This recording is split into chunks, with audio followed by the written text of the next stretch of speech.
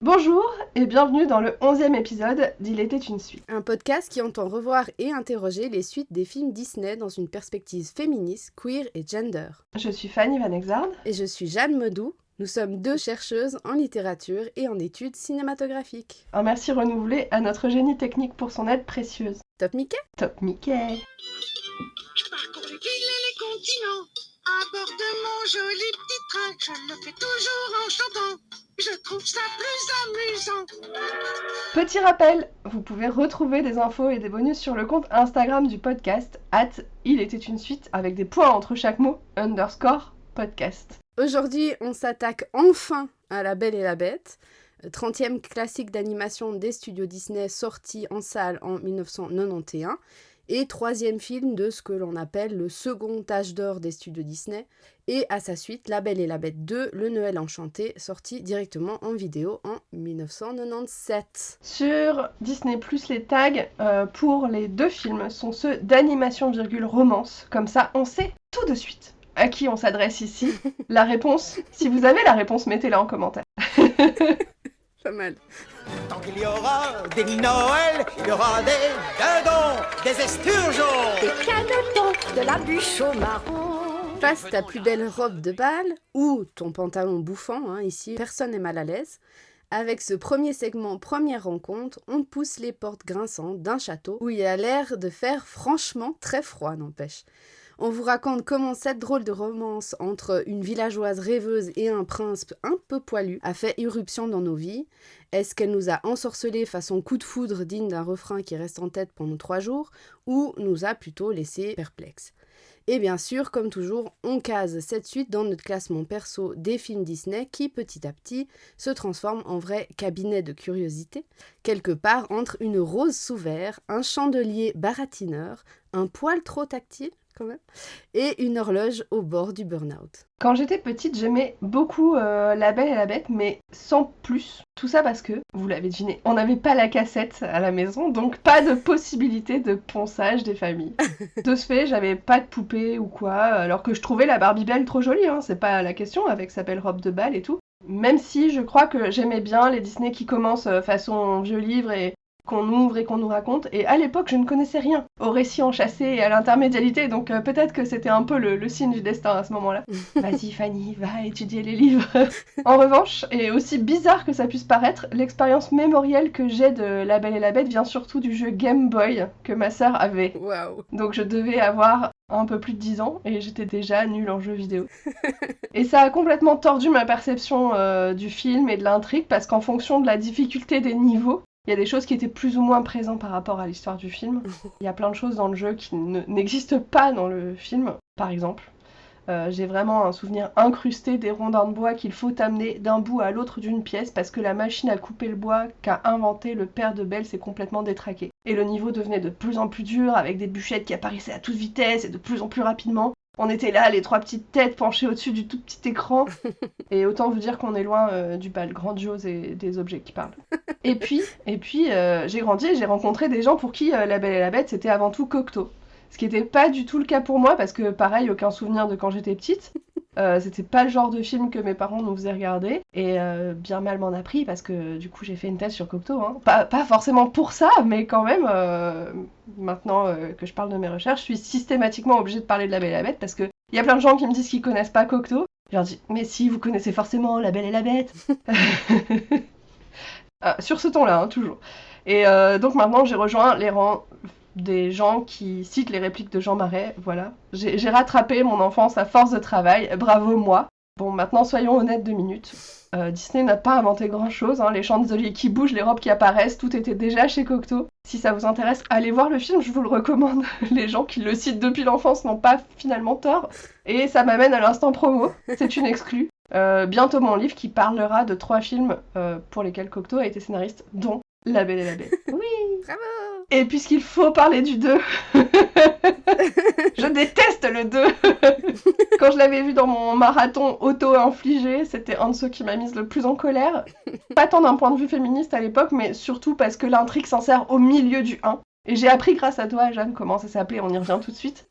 Et pour moi, c'est sacrilège. Les films qui s'insèrent au milieu d'un autre film, c'est sacrilège, c'est interdit, c'est cacaboudin, voilà. Moi aussi, j'ai pas du tout aimé le 2, hein, mais j'ignorais totalement son existence avant la préparation de cet épisode. Alors que pourtant, j'avais adoré La Belle et la Bête 1. Pour moi, c'était un mélange parfait de scènes comiques, de drama et un peu d'une romance très sombre, comme Le Bossu de Notre-Dame d'ailleurs, avec lequel il partage une esthétique médiévale core, que la Jeanne enfant tenait un peu au même niveau de fanitude. C'est moi. Et la fanitude. J'en suis venue à me demander comment je voyais ces films Disney. Donc tu vois, tu dis que toi t'avais pas la cassette, donc forcément tu le voyais pas. Puis moi quand j'étais enfant, j'avais la cassette de La Belle à la Bête que je ponçais, ça c'est sûr, parce que je revois encore très clairement l'image du recto de la VHS avec ses teintes un peu bleues, violettes et dorées. Mais j'avais pas la suite quoi, c'est un peu bizarre. Je doute fort que c'était déjà dans mes mœurs à moi et à mes petites copines de l'époque avec qui on consommait énormément de Disney, de regarder justement les suites des films, parce que j'en ai loupé quand même un bon paquet, comme vous l'aurez compris en écoutant ce podcast. Et j'ai plutôt l'impression qu'on avait genre des Disney préférés, dont La Belle et la Bête, La Petite Sirène, etc., et tous les produits dérivés, Barbie, etc., qui vont avec, bien sûr, mais qu'on les regardait en boucle, en mode film réconfortant, et que l'idée même d'en étendre leur univers ou leur histoire n'était pas envisageable, quoi. Mais peut-être que je me trompe, je sais pas, ou si c'est quelque chose que vous avez vécu, vous aussi, dites-le en commentaire. Hein. On va à la pêche. Non mais, si je peux me permettre cette parenthèse, je pense que c'est quelque chose que les enfants d'aujourd'hui perdent parce qu'en fait, avec les services de vidéo à la demande, Ouais. déjà t'as des dessins animés à toute heure et en fait tu peux regarder, t'as un catalogue, plusieurs catalogues complètement accessibles Oui, ouais. en continu et je pense qu'il y a un truc un peu de ah mais il y a d'autres films qui existent donc allons voir d'autres films, tu vois, plutôt que de revoir tout le temps les mêmes parce que c'est les seuls auxquels on a accès aussi. Ouais, c'est clair. Et dernier point, vous l'aurez peut-être compris depuis le temps, mais je suis très sensible aux musiques dans les Disney. Si je me la pétais un peu, je dirais que je suis une vraie mélomane, Oh mais pas de ça ici. Et dans le premier opus, dès le pré-générique, la musique, elle vient vraiment me chercher, hein, elle me prend par la main comme ça, tout doucement, comme une mélodie de boîte à musique, et ça me ramène à une grande mélancolie que je pensais pas possible de ressentir autant fort en tant qu'enfant. Et puisqu'on a maintenant l'attention de tous les icos, je glisse ici un petit hommage à Howard Ashman, parolier, librettiste et metteur en scène homosexuel qui a travaillé sur la bande sonore du premier opus de La Belle et la Bête avec Alan Menken. Et Ashman est mort du sida en 1991, donc durant la production de La Belle et la Bête et d'Aladin. Il travaillait un peu sur les deux. Et de peur d'être envoyé des studios Disney, Ashman avait caché pendant très longtemps sa maladie depuis son diagnostic en 1988, lors de la production du dessin animé La Petite Sirène, pour la BO duquel il avait écrit les paroles. Ashman n'aura donc jamais vu la version définitive de La Belle et la Bête et n'aura pas pu aller chercher son Oscar pour la meilleure chanson originale, donc Beauty and the Beast ou Histoire éternelle en français, en 92.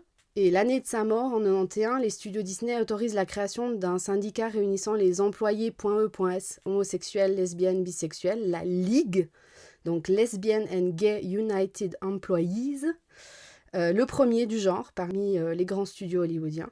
Et si vous souhaitez en savoir plus sur la vie et l'œuvre de Howard Ashman, il existe un documentaire à son sujet, Howard, réalisé par Don Hahn, est sorti en 2018.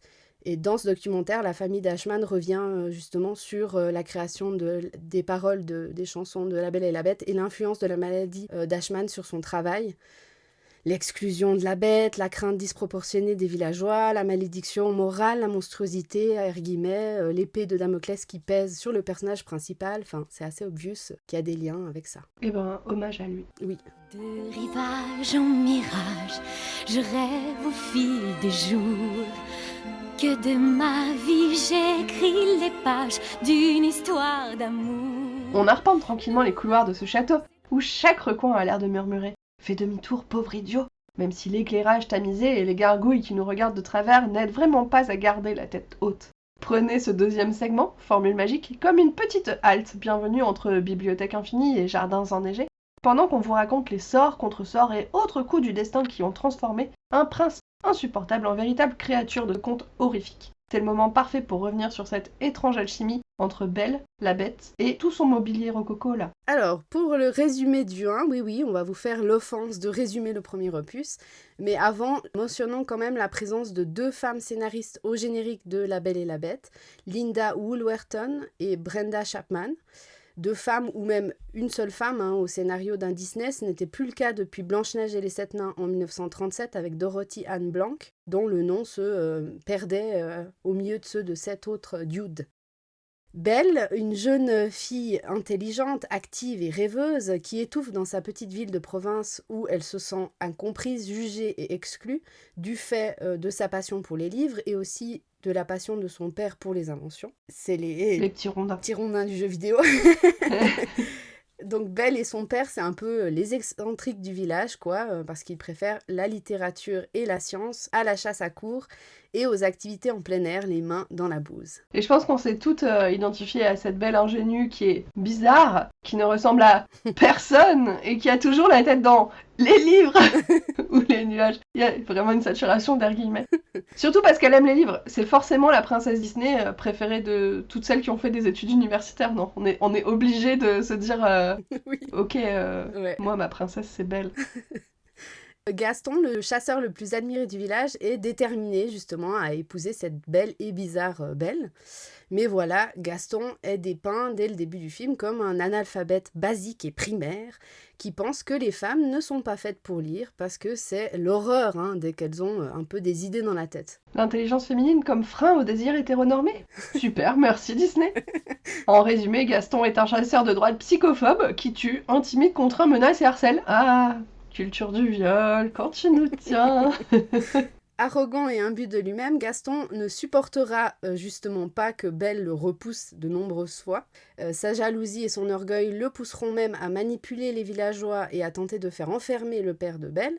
Plus tard, lorsqu'il apprendra l'existence de la bête, il montera une expédition pour tuer ce monstre, persuadé d'éliminer un rival et de se rendre ainsi totalement irrésistible aux yeux de la Belle. Si une femme vous résiste, éliminez tous les autres individus masculins. Vous serez tranquille. Donc, on l'a compris, Belle ne succombera jamais à l'hypermasculinité athlétique de Gaston, contrairement aux 3 jeunes femmes blondes à forte poitrine, que c'est problématique ce passage, qui n'apparaissent à l'écran que pour baver devant le corps d'Apollon, de celui contre qui aucune bête n'a la moindre chance de gagner, et aucune fille non plus d'ailleurs, comme l'explique le personnage Le Fou, l'acolyte souffre-douleur un peu idiot, petit et gros, la classique omelette jambon fromage de Gaston au début du film. Un véritable pointeur qui s'attaque à tout ce qui bouge, ce Gaston, et qui s'attaque notamment aux adolescentes, puisque rappelons que Belle a entre 14 et 17 ans. Super. Super comme représentation, t'as raison. Heureusement qu'il est publiquement humilié au cours du film. On ne valide pas l'humiliation, mais Gaston l'a peut-être mérité un peu. Lorsque Belle l'expulse de chez elle et qu'il tombe dans une mare à cochons, puis qu'il est condamné par sa propre cruauté à la fin du film. Un beau jour, le père de Belle, le bon Maurice, se perd en forêt alors qu'il se rendait à une foire des inventions et trouve refuge dans un mystérieux château. Il y est fait rapidement prisonnier par son maître, un homme transformé en monstre par un sortilège qui ne pourra être levé que s'il parvient à aimer et à se faire aimer en retour avant le jour de son 21e anniversaire. Une bête terrifiante et très très poilue, genre pas juste toi et moi en hiver, vraiment très très poilue la belle bête. Pour sauver son père, Belle passe un marché avec la bête pour prendre la place de son père et devient ainsi sa captive. Bon délire quoi. Bon délire, on adore. Peu à peu, Belle découvre que le château est habité d'objets vivants, d'anciens serviteurs transformés par le même sortilège. Sous son apparence effrayante, la Belle se révélera colérique, maladroit, mais aussi capable de gentillesse et de tendresse. Oh, Bébou. c'est pas vrai. Oh, le petit chouchou. Au fil du temps, la Belle et la Bête apprennent à se connaître et à s'apprécier. Ils cassent des meubles, mais ils apprennent à s'apprécier. Leur lien finit par briser la malédiction qui plombait tout le château et l'ambiance, on peut le dire. La Bête retrouve sa forme humaine de prince, un grand bonhomme musclé à la mâchoire toute carrée, Prince Eric style. Non, c'était qui ? Le prince de Cendrillon, il a pas de nom en plus. Ouais, mais il a pas de nom, c'est Prince Brick. Avec sa mâchoire toute carrée, les serviteurs redeviennent tous et toutes humaines, et la Belle peut enfin vivre son histoire d'amour avec Adam, Tiens. Et en fait, il s'appelle Adam, le riche propriétaire d'un immense château qui n'est plus si effrayant que ça une fois qu'on a fait entrer un peu de lumière entre ses murs. On l'aura compris, la morale présentée d'ailleurs dès le début du film sous la forme d'une série de vitraux. Et là, à ce moment, je me suis dit, mais quelle bonne idée pour résumer l'intrigue et la situer dans un même temps, dans un temps lointain. La vraie beauté vient du cœur. Est-ce que si je dis que je préférais Adam en bête, je suis une personne problématique? Bah, au moins maintenant, ça leur fera des économies sur le budget toilettage. Ah, c'est sûr.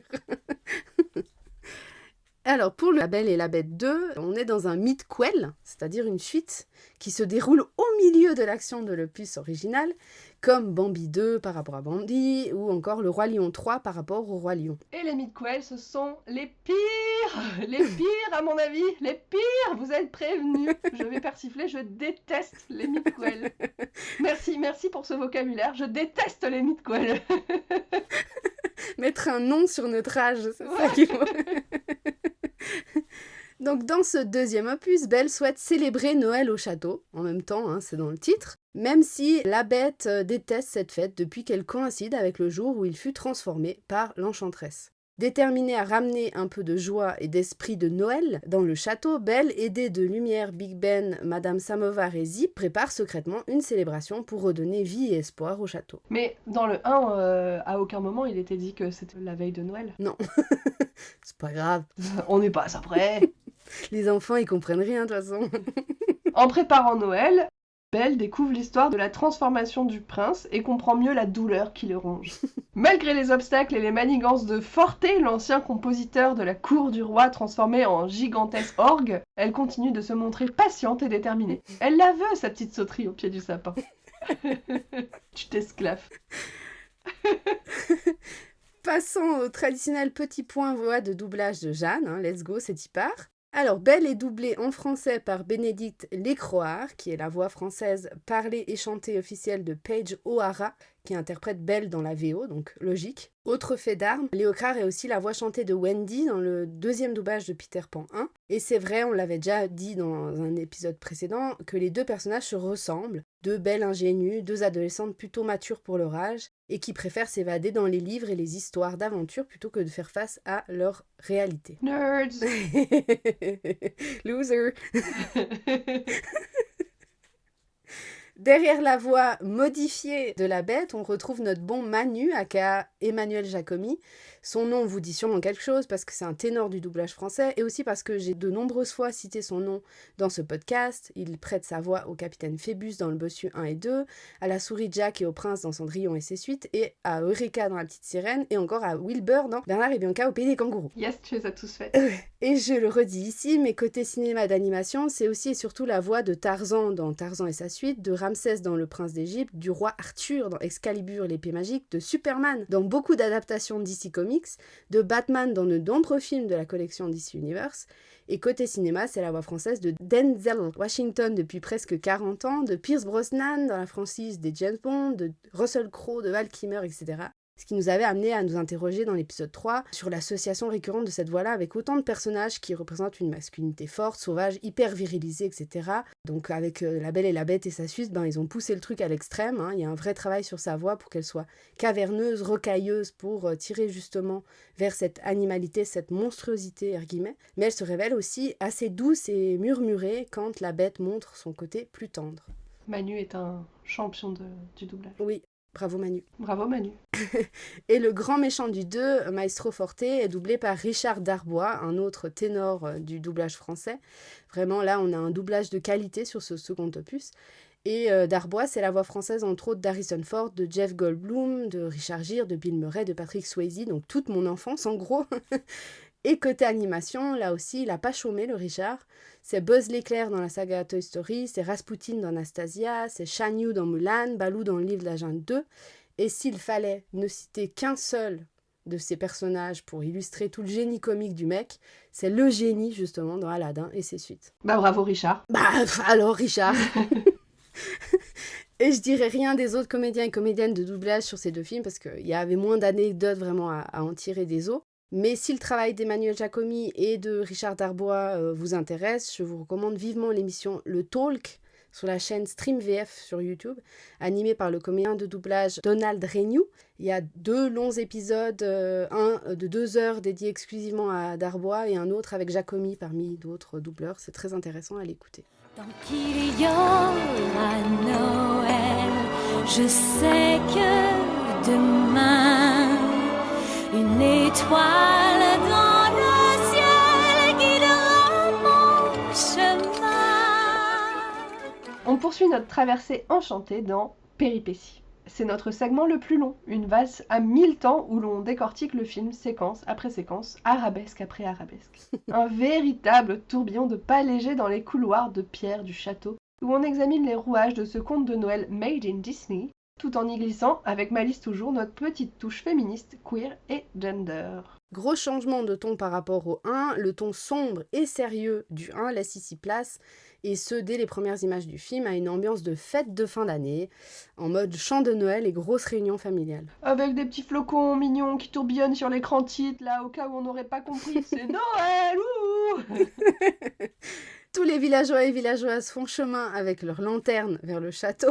Et c'est un premier gros changement d'atmosphère donc, puisque le château était sombre et esselé dans le 1. On monte même un sapin de Noël, une table des fêtes, tout le monde met la main à la pâte, tout le monde s'aime. Tout le monde est beau, tout le monde est gentil. Sous leur trait humain post-résolution du premier opus, Lumière, Big Ben et Madame Samovar se remémorent. Attention, ça appelle un je ne sais quoi de flashback, se remémorent leur Noël précédent et Big Ben se vante bien vite d'avoir sauvé la fête grâce à sa conduite autoritaire et inflexible. Lumière et Big Ben se prennent le chou, comme à leur habitude, sur qui c'est qui a sauvé vraiment la soirée de Noël de l'année passée. Madame Samovar, en bonne figure maternante, s'empresse, ou plutôt est pressée par les 2 loustiques et son fils Zip, extase ébréchée, de raconter cette histoire avec des insistances en mode Père Castor. Oh, s'il te plaît maman, raconte-moi l'histoire. On retrouve donc un procédé narratif proche de celui de Cendrillon 2. Comme marraine la bonne fée, Madame Samovar se voit ici attribuer un statut de narratrice qui compte les aventures de ce nouvel opus, comme un très long flashback dont je sens déjà que je vais m'en foutre, mais d'une puissance. On remonte le temps donc, après le moment où Belle, qui s'était enfuie du château, a été sauvée des loups par le maître. Madame Samovar va un peu vite en besogne et conclut direct que suite à ce sauvetage, le maître et la belle sont devenus amis. Est-ce un doux euphémisme? Je crois, oui. Lumière, Big Ben, Madame Samovar et Zip courent dans tout le château à la recherche de la grande méchante bébête. On sait pas vraiment pourquoi, à part qu'ils veulent tous le maquer avec la toute gentille et pas désagréable à regarder Belle pour, of course, lever le sort. Oui, mais avec moult et moult phrases de forceur en plus. Genre, l'amour ne doit pas attendre et tutti quanti. Est-ce qu'on revient sur Big Ben qui s'exclame « Attendez-moi, je me prends les pieds dans mon balancier !» Non? Sûr? Personne? Pas de regret? Non, ça va, merci, sans façon. Mais voilà, c'est pas n'importe quel mardi de la semaine, hein, c'est le 24 décembre, et c'est une info tellement importante pour placer ce récit déjà bien bancal qu'on insiste vraiment lourdement dessus. C'est parce que c'est un mid-quel. Les scénaristes doivent se contorsionner pour apporter des éléments nouveaux et suffisamment captivants pour justifier un film entier, mais sans empiéter sur l'intrigue suivante. Et en fait, ils font bien souvent comme Big Ben, hein, ils se prennent les pieds dans leur balancier. Le beau petit groupe d'entremetteurs propose alors à Belle d'aller s'oxygéner, et pour cela, rien de mieux que du patin à glace. On l'aura compris, hein, ils mettent tout en œuvre pour créer un rapprochement physique entre Belle et leur maître, qu'ils ont vu se promener, hein, bras croisés dans le dos comme un bon vieux papy et mine renfrognée, dans son domaine un peu plus tôt. En voyant Belle, la belle bête qui s'appelle Adam, hein, on le rappelle, s'en mêle les pinceaux. Les balanciers, tu veux dire? Oui, les balanciers, s'en mêle les balanciers, et glisse sur la glace et se retrouve bien sûr sur les fesses. Ah, l'amour. Exit la grosse bébête qui impressionne, hein. On veut le ridiculiser ou tout du moins le rendre vulnérable dès le début du film, dès sa première impression. Changement de ton, hein, on vous l'avait dit, c'est un film pour se marrer en famille entre le 25 et le 31 décembre. Oui, et puis Vidéogag nous a bien appris à l'époque qu'il n'y a rien de plus farce que quelqu'un qui se casse la lunette. Alors, une créature velue sur la glace, quelle poilade! Belle sort ses meilleurs skills en patin à glace, elle adore ça, Sur les encouragements de tout son petit personnel, le bougre se déride peu à peu et s'élance sur la glace. Belle le rassure alors tout de suite. Vous verrez, c'est facile. 1, 2, 3, 1, 2, 3. Et bien évidemment, il est autant à l'aise que sur des échasses. Déjà, d'où il faut compter pour le patin? Enfin, 1, 2, 3, en plus c'est pas logique. Non. T'as pas 3 pieds. Ça n'a aucun sens. Et personne lui a dit que pour faire du patin, il fallait des patins. Il est là à papates nues. Les griffes suffisent. Ah, c'est les griffes qui font la lame. Pas rassurée, la bête fait quelques tours maladroits autour de Belle, sous les rires en chœur de Lumière, Big Ben, Madame Samovar et Zip, qui se foutent royalement de sa gueule, alors que c'est eux qui l'ont mis dans ce joli bourbier. Et c'est le retour en grande pompe de la 3 dégueu, si moche qu'on reconnaît à peine nos personnages préférés du 1, avec cette fois une horrible transition fenêtre. Et un raccord tout chelou, tout chum, on ne se l'explique pas. Et le pire reste encore à venir avec la présentation du nouveau grand méchant de l'histoire, Maestro Forte, un ordre qui était autrefois le compositeur officiel de la cour de la bête. Des gros plans sur les différentes parties qui le composent, toutes en 3 dégueu, sont censées faire peur et montrer toute sa majestuosité de grand vilain, mais bon. Ça pique les yeux un peu fort. Ouais, mais... Son visage, on dirait vraiment un vieux masque d'Halloween en plastoc, c'est irregardable. Heureusement qu'il est doublé par Dieu d'Arbois, ça relève pas mal le niveau. Et quand il joue, la musique devient visible et en vert fluo pour qu'on comprenne bien que c'est lui, le grand méchant. Alors que sa tête de sarcophage nous l'avait assez indiqué, mais bon, on passera. Ils ont besoin de la musique vert fluo? Ok, on leur donne la musique vert fluo. Son sidekick, parce que oui, tout grand méchant qui se respecte a un sidekick à son service, de préférence petit, pas très fut-fut mais prêt à tout. C'est un fifre qui s'appelle Fifre, et qui rêve de jouer un solo pour Fifre en si bémol. C'est précis. Oui. Forte, qui lui est boulonné au château du mur, ordonne à Fifre d'aller semer le trouble auprès du maître, donc la bête, et de sa blonde, donc la belle, en patin, parce qu'il est bien le seul à ne pas souhaiter retrouver sa forme initiale d'humain. Oui, voyez-vous, avant que le sort ne s'abatte sur son maître, personne n'avait besoin de sa musique ni de son génie original et grandiose, mais maintenant que le beau Adam a l'haleine d'un chacal, la gueule d'un sanglier et la pilosité d'un gorille, il réclame souvent ces mélodies pour apaiser les tourments de son âme. Oui, parce que l'orque c'est lugubre, et il faut bien des musiques lugubres pour aller avec l'humeur de la bête. En tant que confident et meilleur ami de la bête, Forte ne veut pas qu'une simple paysanne prenne sa place. Alors petit 1, où il se cachait dans le 1, si c'est vraiment son poteau sûr comme il le dit. Mais ouais, je te dis, il y a rien de logique dans ce Midquel. Et petit 2, mollo sur le classisme, Beethoven. Ouais, non mais c'est le génie incompris, je sais. Bon, Forte envoie son sous-fifre, qu'est-ce qu'on rigole. Il envoie son sous-fifre en mission pour que les prémices de l'amour entre la belle et la bête restent sans lendemain. Et bien sûr, il n'a pas choisi le couteau le mieux aiguisé du tiroir, donc on sent déjà venir les quarts d'heure cartoon en masse.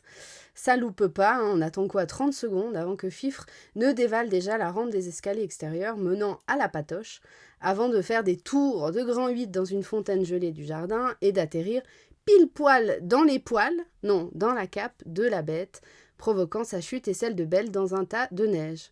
C'est pour le moins folklorique. C'est pas drôle, mais au moins c'est folklorique. Je dirais qu'on a tendance à sous-estimer la poigne d'un fifre. Parce que quand même, il fait tomber 2 humains. Ouais, sacré Fifre. Sacré fifre. Mais il en faut bien plus que ça pour perturber des amoureux, c'est connu. Aussitôt dans la neige, ils font déjà des anges de Noël avec leurs jambes et leurs bras. L'évidence saute aux yeux de nos deux personnages et à notre écran grâce à un plan plus large. Du côté de Belle, on a bien une forme d'ange laissée dans la neige parfaite, alors que du côté d'Adam, il ne peut définitivement pas masquer sa différence et son apparence de monstre, *. Donc, qu'est-ce qui se passe?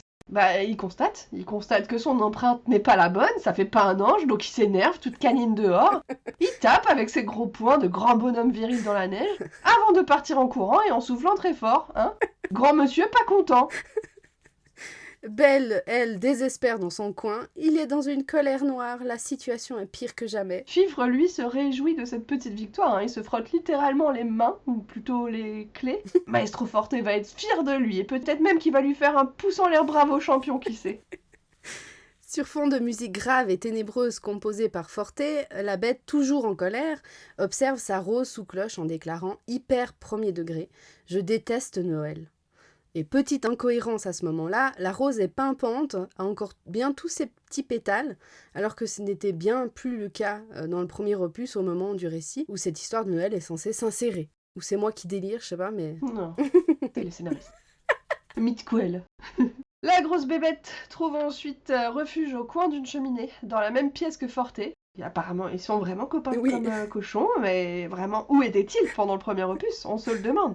Donc ils retrouvent refuge, ce petit coin de cheminée, et Forté s'empresse de lui demander si ça lui irait qu'il joue une petite musique en remède. R. Ta musique est la seule qui m'apaise, je serai toujours là pour vous, maître, qu'ils s'envoient les deux, là. Bref, ils s'envoient des compliments en mode vieux couple. Si seulement la romance homosexuelle était tolérée et valorisée chez Disney, franchement, ça simplifierait beaucoup les choses. Oui, parce que la grosse bébête aurait déjà trouvé son âme sœur et pif paf pouf, plus de malédiction. Bah ouais. Emballer, c'est peser.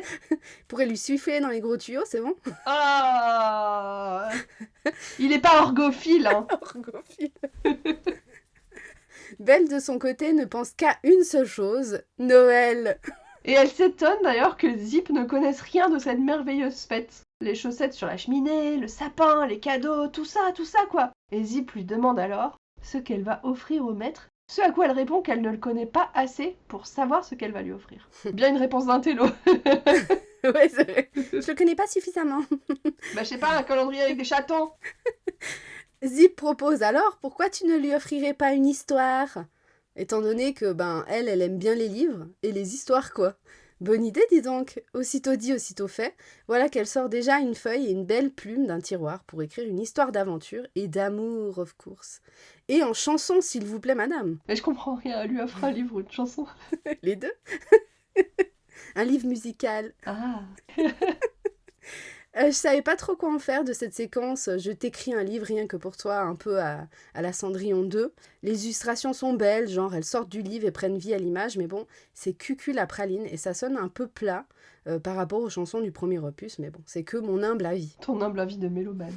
Quand même, les illustrations sont belles, l'animation pas tant que ça. Ils ont voulu faire varier entre les différents styles d'animation, mais parfois c'est tout saccadé et ça gâche un peu les illustrations. Et pour moi, c'est surtout un cadeau qui ferait plus de sens à la fin du 1, cette histoire de livre, parce que là, en fait, on a décidé de faire n'importe quoi.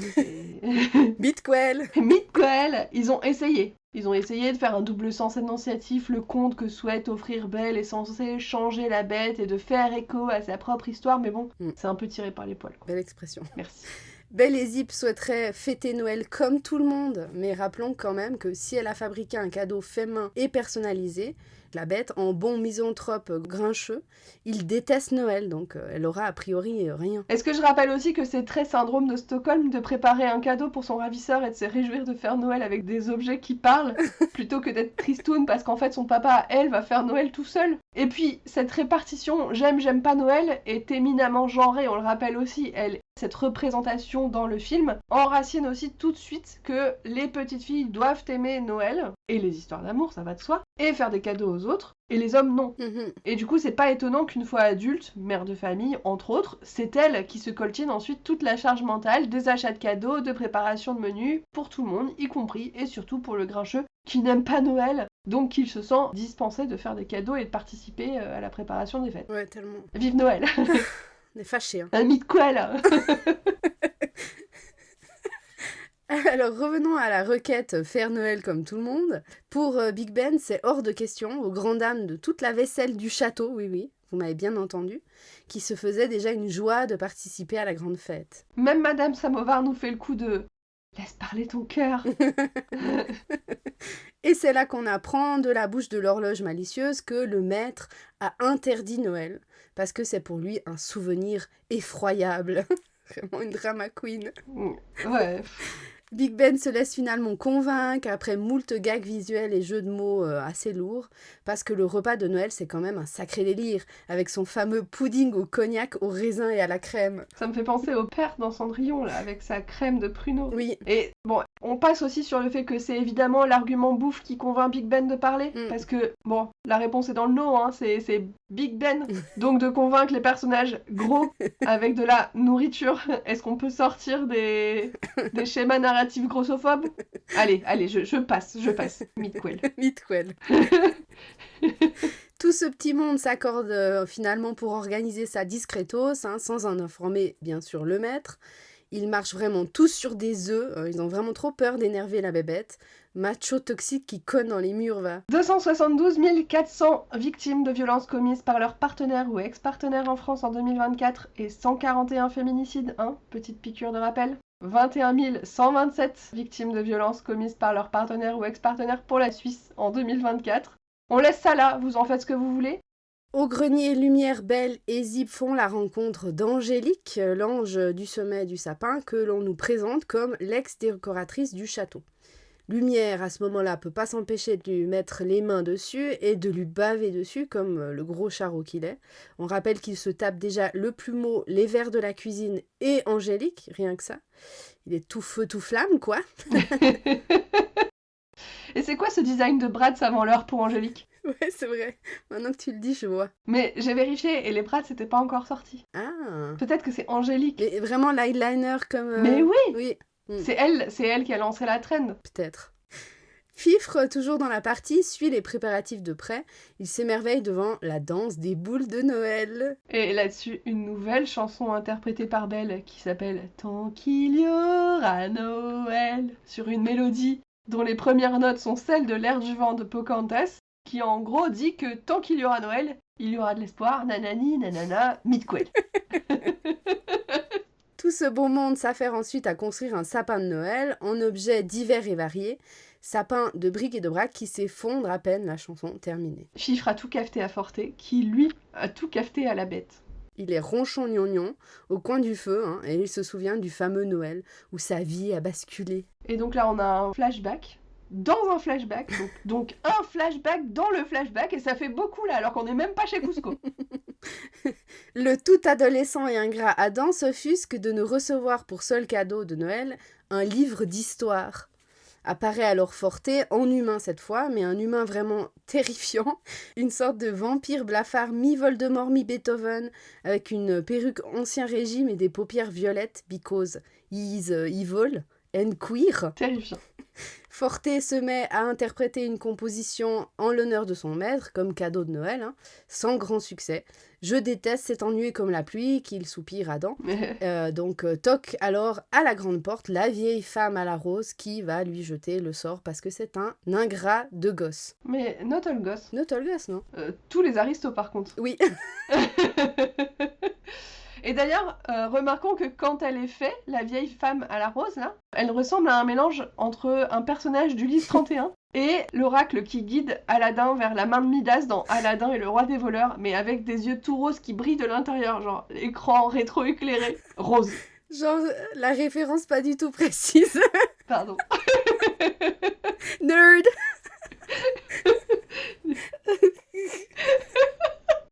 Franchement, en plus, revoir ce flashback, ça nous donne pas envie d'aimer la bête. Ça nous rappelle, mid-film, mid-quel, à quel point il est insupportable. On n'a pas envie, mais tuez-le, cet aristo de... Oui, c'est non, vrai. on n'appelle pas au meurtre, on a dit. Non. Changement d'ambiance, changement de pièce. À la chaufferie, la bête retrouve la Belle. T'as vu ce que j'ai fait ? C'était le titre du film. Belle est en train de sélectionner la plus belle bûche. La plus belle des bûches. Oui, oui, vous avez bien entendu. Ça surprend personne de voir une chaudière dans un film médiévisant. Oui, c'est vrai. Je m'étais pas fait la remarque. Midquel. Midquel. Ça justifie tout. Chaudière, deux personnages qui se kennent. La bête surgit tout bougon fâché, pour changer. Il est en colère parce qu'elle lui explique la tradition de la bûche de Noël. Ah, les vœux, ça sert à rien. Et à ce compte-là, énerve-toi sur tout, quoi. Genre, le feu ça brûle, le feu ça mouille. Pénible, mec, pénible. Et il finit par lui interdire de fêter Noël, parce que c'est lui le maître. Oh là là. Bon, heureusement, elle a un peu du répondant quand même, Belle. Elle lui tient tête que c'est à cause de lui s'ils sont tous prisonniers du château, et nanani et nanana. Là, je suis perdue, parce que elle est censée être au courant pour le sort à ce moment-là du récit, donc elle sait pourquoi il s'est transformé. Mais on n'a jamais eu cette info dans le 1. Non, mais là, elle dit que elle est sa prisonnière, de sa faute à lui. Mais ça, on l'oublie, parce que, en fait, elle a l'air de faire ce qu'elle veut, normalement, dans le château. C'est quand même la belle vie, la Zanzon. Ne l'oublions pas. Hein. Sarkozy aussi, il a écrit ses mémoires au bic, donc Ouais. Thug Life. Il y a même des yogourts en prison. Il y a des yogourts. De retour dans sa chambre, Belle retrouve Zip qui, tout fier, lui apprend que tout est prêt pour la grande fête et qu'il ne manque qu'une chose, un sapin de Noël pardi. Juste avant de partir chercher le sapin, donc Belle, elle décide vraiment de ne pas respecter les ordres de la bête. Belle dépose dans la chambre du maître le livre qu'elle a déjà fini de confectionner rien que pour lui. Une hache sur l'épaule, Belle s'en va trouver mon beau sapin pour la grande fête, sous le regard de la bête qui l'observe depuis la fenêtre de sa chambre. On est dans fenêtre sur cour. Et là, Lumière commente « Elle est belle !» Bah oui, petit malin, c'est dans son nom. Mais est-ce qu'on est obligé de juste s'en tenir aux appréciations physiques? Elle est persévérante, elle est enthousiaste, elle a de la suite dans les idées, tout ça, ça s'appliquait à la situation observée. Genre, même, t'as vu, elle a quand même des biceps suffisants pour tenir la grosse hache. Elle se promène avec une hache qui parle de son mal de tête en continu. Oui. Qu'elle est lourde dans les deux sens du terme. Ouais. Grâce au bon conseil de Lumière, la bête réalise peu à peu que Belle tient à lui, puisque, rends-toi à l'évidence mon con, c'est sous ton gros museau de facochère pourtant, elle t'a préparé un cadeau et que toi, t'as même pas de quoi lui confectionner une carte de visite. Il s'en va donc illico presto trouver son BFF Forté, à qui il demande de composer une chanson en hommage à Belle, quelque chose de joyeux, donc pas du tout dans le registre de ce que Forté compose habituellement, vu que c'est un vieux grigou déprimé et déprimant. Et pas du tout dans le registre d'un orgue, quel qu'il soit. Ouais, c'est vrai. Et vu qu'il est toujours dans la démesure, comme tous les grands hommes blancs cis-hétéros de ce monde, Forté manigance non pas de supprimer Noël, mais de supprimer la fille, direct. Quick. Toi, ça te ferait plaisir qu'on te compose une musique? Non. Je pense que ça me mettrait très mal à l'aise. Mais ouais, et puis... Bon, si c'est au fifre, ça va. C'est vrai. C'est un peu comique. C'est vrai. Ou au kazoo, tu sais, le gling gling gling. Ça, c'est pas mal. Ah ouais. Ce sera toi qui vas jouer le générique du Top Mickey au kazoo. Ce serait trop marrant. Oui. Bon, de dehors, Belle entend la musique que se met à jouer l'autre zinzin monté sur tuyau. Oui, ma tourterelle vient jusqu'à moi, qu'il ajoute l'orgue. Bon, du coup, elle y va. Ouais. Et puis, les présentations faites, Forté joue la carte de quelle merveilleuse idée d'organiser une fête de Noël pour briser le passé lugubre de notre maître. Bon, il la pipote, quoi. Et l'envoie au casse-pipe, dans la forêt mystérieuse, là où, soi-disant, elle pourra dénicher son beau sapin roi des forêts. Belle est réticente, parce que normalement c'est une nerd, elle est intelligente. Mais Forté joue la carte du chantage affectif, à dire que le sapin était l'élément de Noël préféré d'Adam pré-transformation. Donc Adam humain. Relou là, Biactol. Alors que la bête attend de pied ferme le retour de Belle, Lumière et Big Ben partent à sa recherche, bravant la haute neige et la forêt mystérieuse. Ouh, ça fait peur. Pour changer, la grosse bébête s'énerve parce qu'il pense que Belle a fui le château sans rien lui dire, miroir magique à l'appui. Il a un gros plan d'elle qui part. Forté intervient, il a senti que c'était le moment idéal pour retourner le cerveau de son maître. Chanson de grand méchant, grandiloquent dans le style Broadway, petit numéro de grand méchant, donc durant lequel la musique qui sort de l'orgue se transforme visuellement en une coulée de substance. Quelle couleur, à votre avis, la substance? On se le demande. La couleur, normalement, des choses vilaines et méchantes? Vert fluo, bien sûr. Et je trouve que visuellement, cette séquence rend quand même bien avec ces petits dessins en vert fluo assez dynamiques et ça marche avec l'ensemble de la scène. Et point gagné pour notre lecture d'ailleurs de Forté en maître queer, parce que sur lui rebondit une flèche lancée depuis un arc d'un petit Cupidon qui rebondit de telle sorte qu'il va toucher la bête. Subtil. Pas en plein cœur, mais presque. Ouais. Et les petits Cupidons, ils sont un peu coquins méchants. Oui, ils sont cucugnus aussi. Ouais, mais subversion de l'amour, quoi. Ouais. Donc c'est queer, cucugnu. La chanson de cette séquence s'appelle « C'est bête l'amour » et c'est vraiment votre meilleur hymne incel pour les 7-8 ans. Donc on va vous proposer un petit florilège de paroles. La liberté pour vous, c'est ce qui doit compter. Pour la gagner, il faut lutter. Pas d'envoi de fleurs, pas de douceur, pas de poèmes de discours et pas de belles de nuit ni de belles de jour. C'est bête l'amour. Autre citation. Contrôlez l'émotion comme le font des champions. Soyez un pro, un vrai héros. Dédaignez-la quand elle dit oui, répondez non. Évitez son boulet de canon. Et grand final. Pourquoi aimer? Ça ne sert à rien. Un chat, une femme, un chien? Ça vous fait perdre tellement de temps. Tous ces beaux sentiments, car l'amour met en cage les cœurs sauvages. Et encore heureux que c'est dans le leitmotiv de l'evil character auquel on est quand même moins supposé s'identifier, mais waouh, le niveau de misogynie. Le niveau de tout en fait. Ouais. C'est pas que contre les femmes, c'est même contre les chiens. Et les chats, t'imagines? Et les chats. Ah. Mais bravo champion. C'est ça, c'est vraiment la définition de l'incel, tu vois. Il se sent mieux que tout le monde parce qu'il est seul. Et bah reste dans sa solitude. Reste seul et fais-nous pas chier. Et peut-être aussi, il faudrait éviter d'associer ces idées à la seule figure de génie créateur qui ne vit que pour son art et dont le bébé création est censé surpasser tout le reste, surtout une émotion aussi bête et peu originale que l'amour, parce qu'on connaît le couplet de l'immanence toute féminine vs la transcendance toute masculine, on nous la refoue depuis belle lurette des Lumières au cinéma d'auteur, c'est toujours pareil. Et pendant toutes ces paroles à vomir se jouait une sorte de quart d'heure cartoon où la bête est la victime, pris sous le joug hypnotique de Forte, et on voit qu'il est hypnotisé par ses yeux qui clignotent, comme le serpent K dans le livre de la jungle, mais ici en vert fluo évidemment. Et en fait, la férocité et la misogynie de Forte sont placées là de telle sorte qu'on en vienne à minimiser celle de la bête, c'est le principe fenêtre d'Overton, quoi. Et du coup, on vient à minimiser la férocité et la misogynie de la bête, qui est pourtant tout autant problématique. Et en plaçant la bête comme une victime, on le déresponsabilise de sa colère infondée, de son ingratitude, de son mépris, de tout. Mythe Coel. Mythe Coel.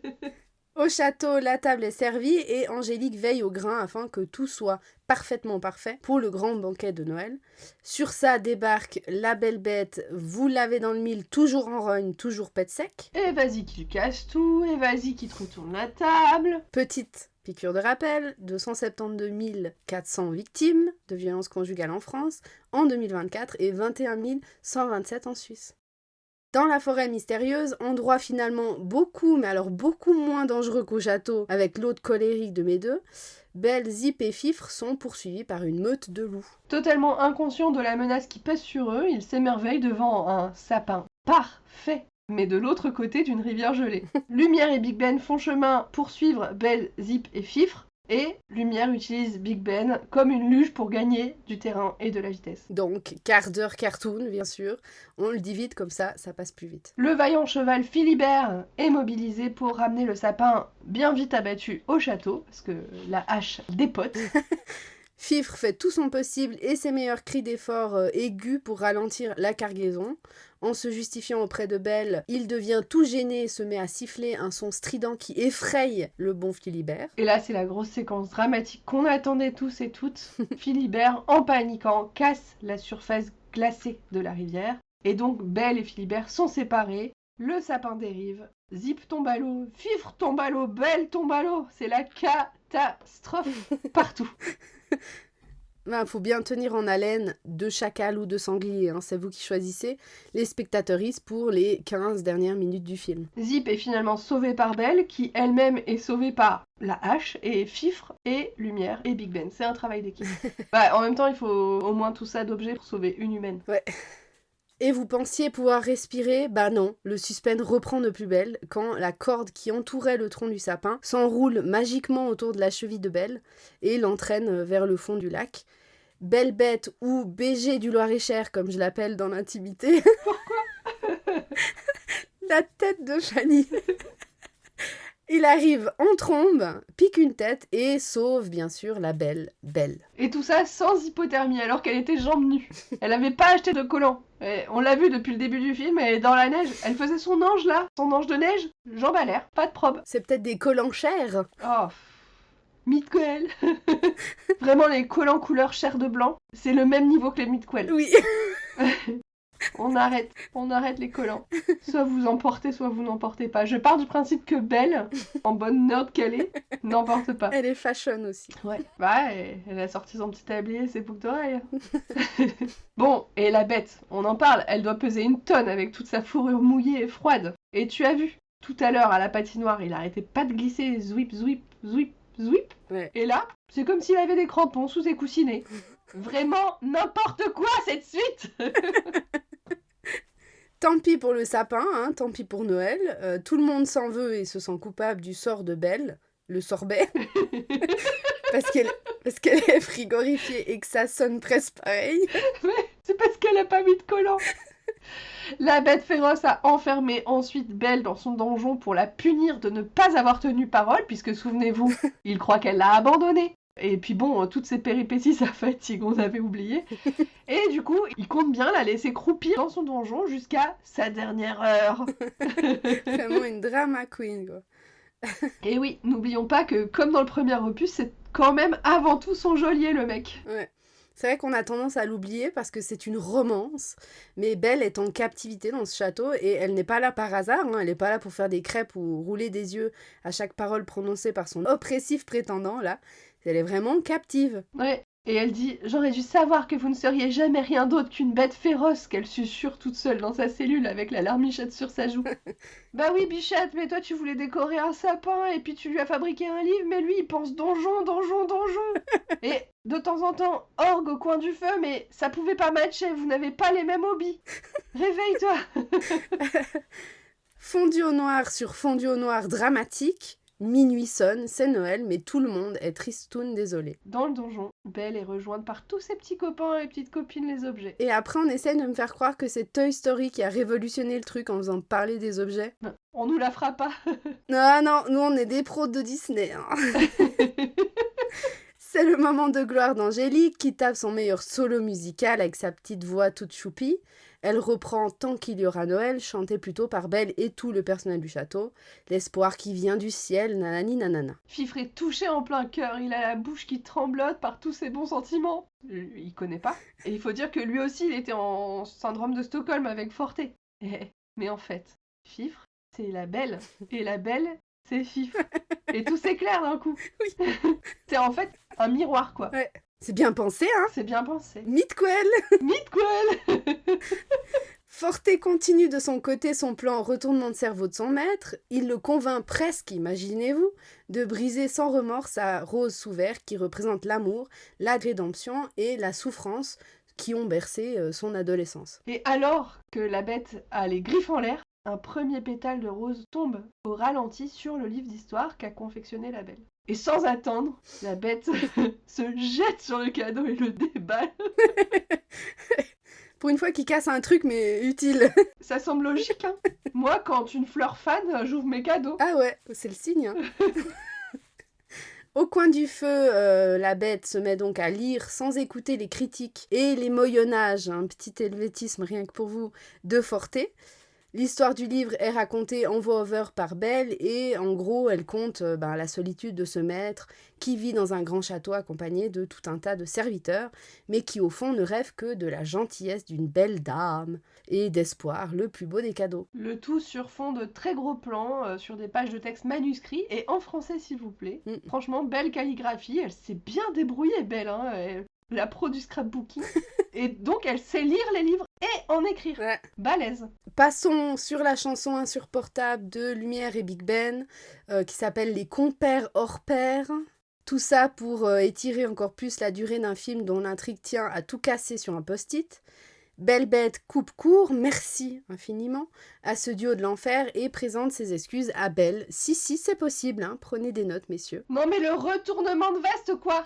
On a l'habitude, ça devient un passage obligé de nos suites Disney, mais vraiment la cohérence psychologique n'a qu'à bien se tenir. Elles font comme neige au four, il aura suffi d'un livre. Bon, il est beau certes, mais quand même, suffirait-il à effacer le lavage de cerveau et la colère sacrément enracinée de la bête, qui est là depuis des années quand même. Mais là, tout va bien dans le meilleur des mondes, tous les deux ont des étoiles dans les yeux, oui, avec des reflets qui brillent, ils ont l'œil humide et tout. Dans le meilleur des mondes. On présente ses excuses et tout va bien. Bon Noël, mon ami, que Belle lui répond en caressant sa barbichette. Non mais la tension sexuelle, quoi. Forte ne tolère pas l'idée de redevenir un humain vampire. Ouais, être humain, c'était pas son fort. Non. Donc il se met à jouer de l'orgue debout hyper fort, tellement fort qu'il fait péter les vitres et trembler tout l'édifice. Les poutres du donjon dans lequel se trouve encore toute cette joyeuse troupe de fans de Noël s'effondrent alors. Et le sol du donjon finit par se scinder en deux. Les amoureux sont séparés par un précipice.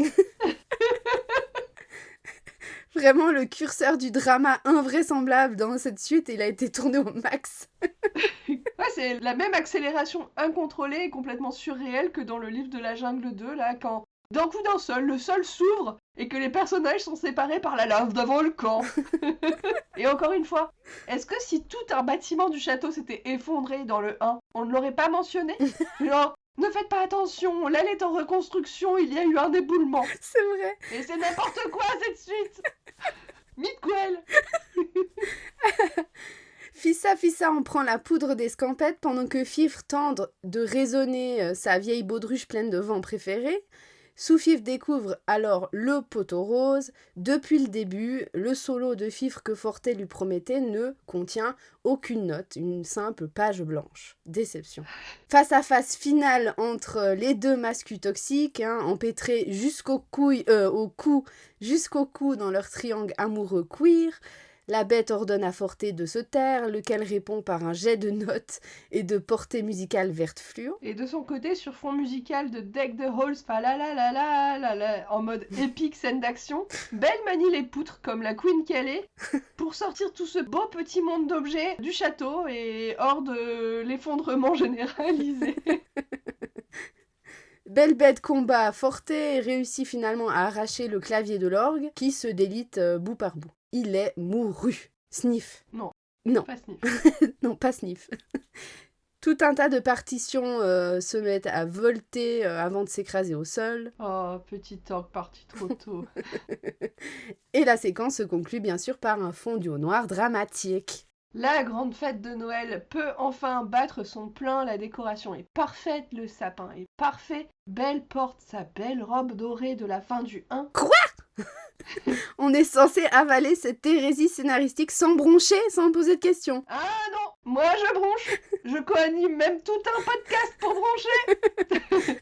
Si La Belle et la Bête avait déjà vécu tout ça pendant l'hiver qui se déroulait dans le 1, je maintiens, je signe. Je co-signe s'il le faut, que tous les événements ultérieurs du 1 ne se seraient pas passés comme ils se sont passés. Là, ils ont vécu tellement de trucs ensemble, genre la bête qui s'excuse et tout. Bah, un bout de chemin était fait, quoi. Il y a plein de trucs qui deviennent caduques dans le 1 si le 2 a vraiment lieu. Ouais. Midquel. Midquel.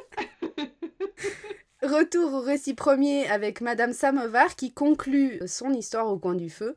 Ce fut la fête la plus réussie de notre vie et honnêtement, s'il y a quelqu'un qui a sauvé Noël, c'est notre Belle. Donc c'est la fête la plus réussie de leur vie, alors que le sol s'est scindé sous leurs pieds. Ouais. Bon, il y a eu un petit cataclysme naturel, mais on s'est offert des livres, alors c'était pas mal. Hein. Oui, parce que Belle offre un livre d'histoire à Zip, l'extase ébréchée, pour que sa maman lui en lise un tous les soirs avant de dormir. Trop chou. Ouais, comme ça, Madame Samovar devient vraiment Père Castor. Belle et Adam s'apprêtent à danser quand un maestro est prononcé. Moment de flottement, la foule s'écarte lentement pour révéler le nouveau compositeur du château, un gringalet à la voix aiguë, je vous le donne dans le mille, notre joueur de fifre préféré. Des portes vitrées en 3D gueux s'ouvrent alors sur le balcon éclairé par la lune, où Adam offre une rose en boîte à sa belle. Et sa rose, elle ressemble aux roses en contreplaqué qui cocotent là, qu'on peut acheter dans les marchés de Noël un peu. Oui, les roses éternelles à 60 €, on a les mêmes en Suisse. 60 €? Je sais plus. Mais c'est hors de prix. C'est censé pas mourir, tu sais. C'est censé rester. Mais c'est du bois. Ouais, bon. Je sais pas, on m'en a jamais offert. Et en même temps, est-ce que c'est vraiment un cadeau cool? Est-ce que t'as envie... la bête, il est nul pour faire des cadeaux. Ouais. Il veut lui offrir un morceau de musique. Ouais. Vraiment, on a dit que c'était nul. On a dit, n'offrez pas de la musique, c'est nul. Et une rose éternelle, dans une boîte. Alors qu'il est pété de thunes, le mec. Il a un château. Bon d'accord, il doit faire toute la rénovation de l'aile. Bon, ça sème, ça pète dans la soie, ça va pondre des gosses par milliers, on connaît le refrain. Vive l'hétérosexualité qui s'acoquine avec la zoophilie. Ah, texte à trous, on vous laisse compléter la fin. Et ah tiens, en parlant de fin, enfin. Ah, Allitération. allitération. Je lui raconterai au fil des pages d'un livre d'images les histoires de merveilleux voyages. C'est le moment de refermer les portes du château enchanté avec notre dernier segment. Elles se marièrent et eurent beaucoup d'enfants. On y jauge la pertinence de notre lecture féministe, gender et queer de La Belle et la Bête 2, le Noël enchanté. Est-ce que la magie opérera toujours une fois la rose fanée et le sort relevé? Dans La Belle et la Bête et sa suite, l'imaginaire Disney mobilise plusieurs croyances liées à la culture du viol. La plus problématique reste peut-être l'inversion du couple agresseur-victime sur laquelle repose quand même toute la construction de cette romance naissante entre Adam et Belle. Les deux films présentent de manière romantique la transformation progressive de la peur ressentie par Belle envers la bête en sentiment amoureux. D'abord incapable de véritable empathie et principalement animé par le souhait plutôt égoïste de rompre le sort qui lui a donné son apparence monstrueuse, la bête cesse progressivement d'être ce geôlier colérique qui hurle, brise des objets ou menace de forcer des portes ou autres, ça va souvent de pair, pour devenir un amoureux éconduit, maladroit et plus doux. La violence masculine est bien montrée dans les deux opus, mais immédiatement minimisée ou légitimée à travers plusieurs mécanismes, le premier consistant à reprendre la rhétorique patriarcale classique qui dépeint les hommes comme intrinsèquement violents, condamnés à lutter contre une bête sauvage en eux, sauvage, parfum pour homme, tout ça.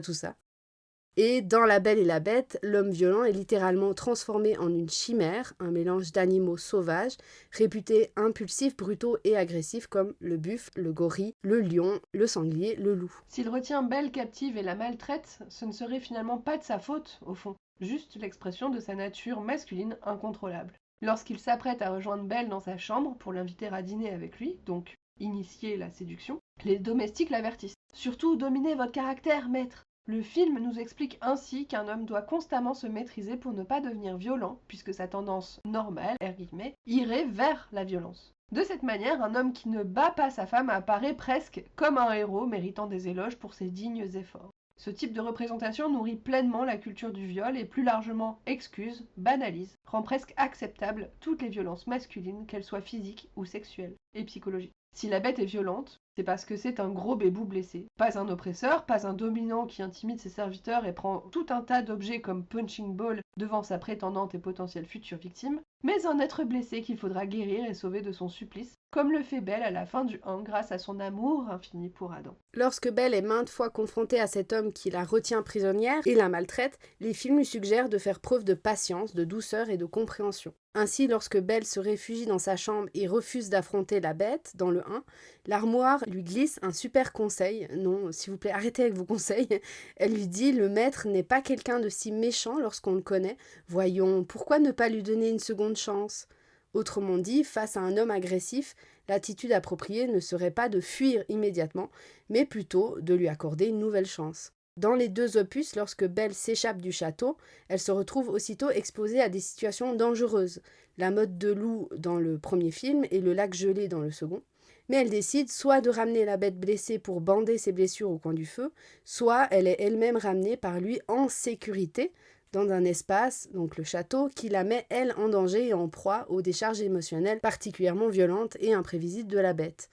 Par un renversement plus que problématique, donc, le retour vers l'agresseur fait, dans les deux films, progresser la romance naissante. Vers la fin du premier opus, Belle quitte de nouveau le château pour secourir son père, avant d'y revenir définitivement lorsqu'elle apprend que la bête est menacée par les villageois menés par Gaston.